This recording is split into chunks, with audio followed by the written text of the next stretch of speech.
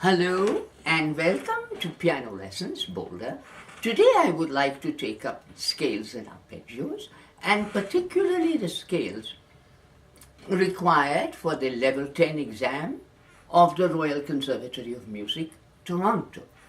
Scales are of supreme importance. It is very advisable to start your day each morning by playing scales and arpeggios for 15 minutes or so at least. And I'm not talking about concert pianists, but just people like us, lovers of the piano, and concert pianists would have to practice much more scales and arpeggios and technical exercises and Bach before they go on to practicing the repertoire for their concert. Anyway, so above all, a few words. If it's a cold winter morning, don't start your scales at full speed. Your forearm will become stiff. And it is of supreme importance to play your scales always with a loose forearm, no stiffness of the muscles here, and a loose wrist. And for that, you have to start slowly if your hands are cold, and gradually warm up and build up to tempo. With my own students, whenever I'm teaching them new scales for an exam, let's say, I first make them learn it slowly and then every week gradually increase the metronomic speed till they reach the required speed or get as close to the required speed as they comfortably can. So that is by way of introduction.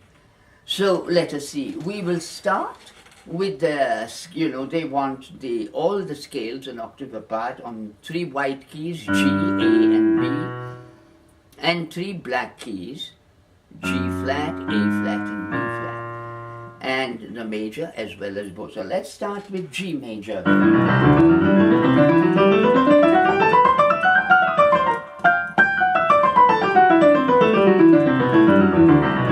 Now that was an attack of nerves right there. So let's play it again.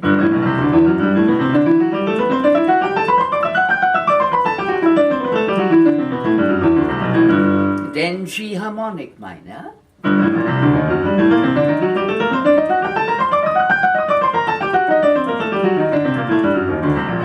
And G melodic minor.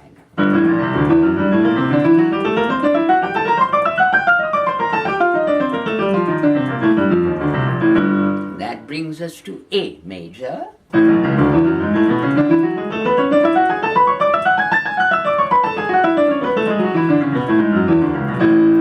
A harmonic minor,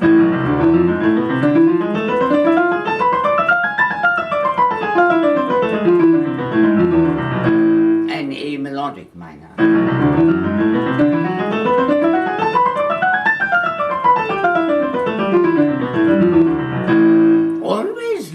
A margin of comfort when you're playing scales. If you're comfortable at playing at 120, then play them at 112. If you're comfortable at playing at 112, then play them at 100, and so on.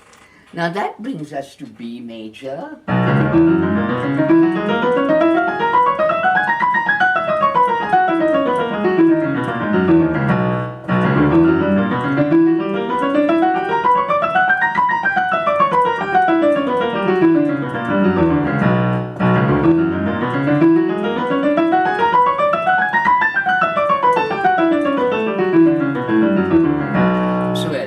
That was B major and both the minors, harmonic and melodic.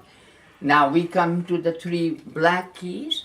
So F sharp major,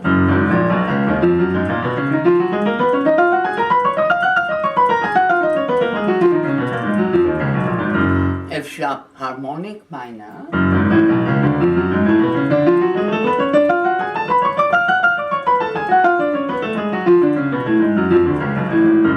and F sharp melodic minor.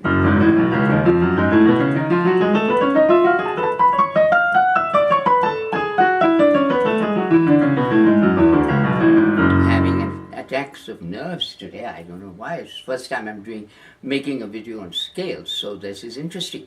And then A flat major.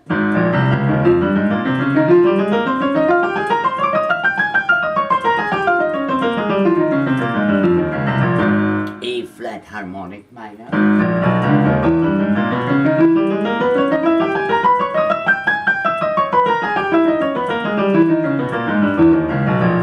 and A flat melodic minor,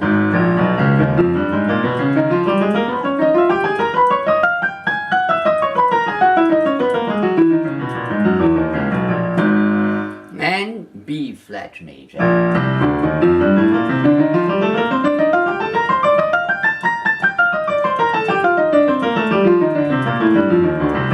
And the two minors on B flat.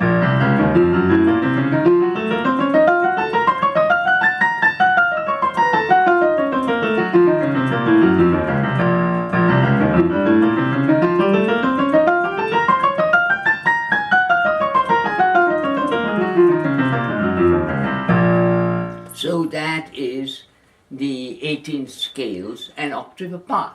Then they want 3 major scales a third apart: G major, G flat major, A major. So G major a third apart.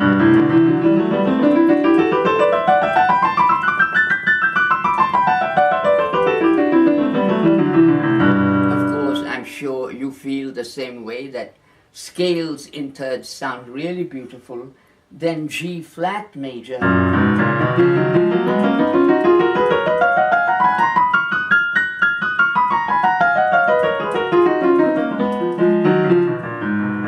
Again.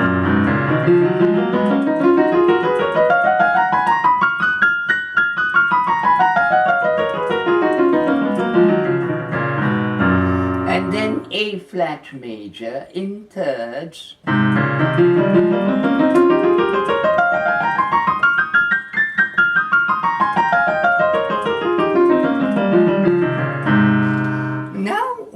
That brings us to scales a sixth apart on the same keys.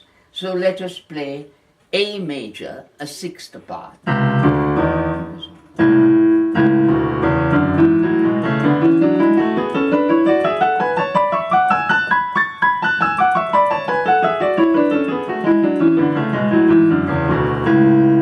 And B flat major a sixth apart.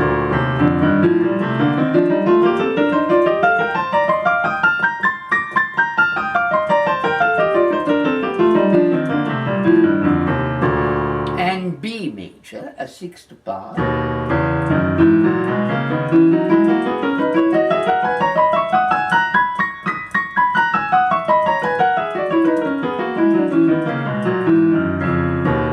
There we are. Now there are scales in double octaves on B flat and on B, all 3 scales on each key, the major and the 2 minors, B flat major and the 2 minors.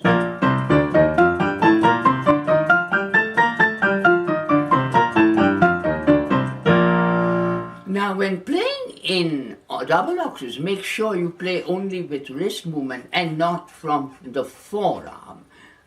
Make sure the wrists are loose and you're playing only from the wrists.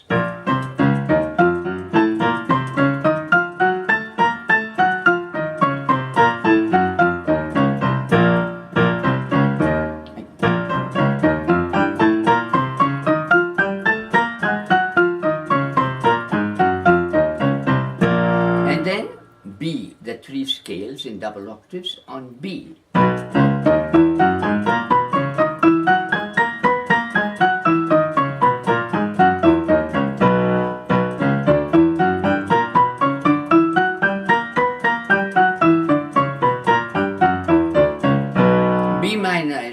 A difficult scale no matter how you play it, whether in octaves or single notes. And then B melodic minor,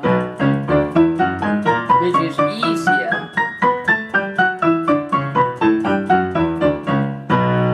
And that brings us to the 2 final scales, the chromatic scale starting on F sharp and on B flat. Here's the chromatic scale starting on F sharp.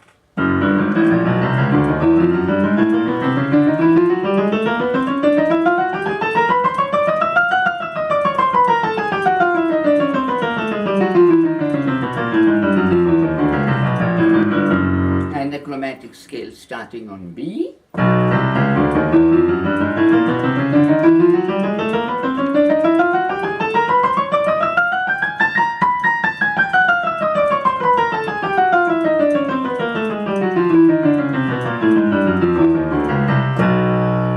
So one thing I learned from making this video is I have to practice my scales more diligently myself, and that's a good thing. I remember reading that Florence May, an English girl who went to study with Clara Schumann in Germany, found herself studying with Brahms for a few weeks because Clara had to leave suddenly for a concert, and to which she was invited to play by Franz Liszt. So, or Clara said to her, "You must study with my friend Brahms." Brahms was at that time very young and not known outside Germany. And Florence May, of course, promptly fell in love with him, both as a young man and as a piano teacher. And she begged him to play for her at the end of every lesson. So he agreed, and he played for her for half an hour at the end of every lesson. But the first time he made a mistake, he stopped and smiled and told her, "You must learn from my mistakes also." So I will follow his great example and say, well, I had a couple of moments here in this video. You must learn from those moments also. When that happens during your practice, slow down and play that scale again and again till it's more secure. So, as always, thank you so much for watching, and we'll see each other on the next video.